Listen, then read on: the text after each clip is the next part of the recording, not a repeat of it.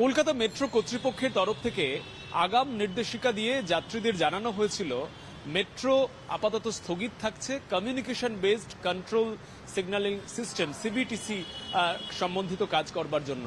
এই মুহূর্তে সেক্টর 5 থেকে যেমন শিয়ালদহ পর্যন্ত মেট্রো পরিষেবা আপাতত স্থগিত করে দেওয়া হয়েছে, ঠিক তার পাশাপাশি গ্রিন লাইন হিসেবে পরিচিত হাওড়া থেকে এসপ্ল্যানেড রুটেও মেট্রো চলাচল বন্ধ। ইতিমধ্যেই সেক্টর 5 মেট্রো স্টেশন যে ছবি দেখা যাচ্ছে সকালবেলা, এই মুহূর্তে মেট্রোর যে প্রবেশদ্বার, একাধিক দ্বার রয়েছে সল্টলেক সেক্টর 5-এ, সেই দ্বার সম্পূর্ণ রকম রুদ্ধ করে দেওয়া হয়েছে এবং তার পাশেই সাসপেনশনের একটি নোটিশ কিন্তু ঝুলিয়ে দেওয়া হয়েছে।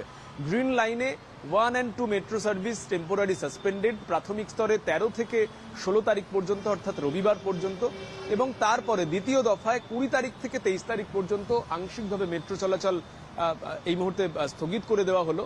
যদিও এই বিষয় নিয়ে দ্রুত কার্যকরী সিদ্ধান্ত নেওয়া হচ্ছে মেট্রো কর্তৃপক্ষের তরফে। বিশেষ করে বউবাজারে যেভাবে মেট্রোর কাজ দীর্ঘদিন ধরে বিভিন্ন সমস্যার কারণে আটকে ছিল, সেই জায়গায় কিন্তু এই মুহূর্তে ট্রায়াল রান সম্পন্ন হয়েছে। স্বাভাবিকভাবেই এই কমিউনিকেশন বেসড সিস্টেম চালু হলে সেক্ষেত্রে যেমন সেটা যুক্ত হতে পারে, তার মধ্যেই প্রয়োজনীয় যে কমিউনিকেশনের কাজগুলো সেগুলিও কিন্তু মেট্রো কর্তৃপক্ষের তরফ থেকে সেরে ফেলা হচ্ছে।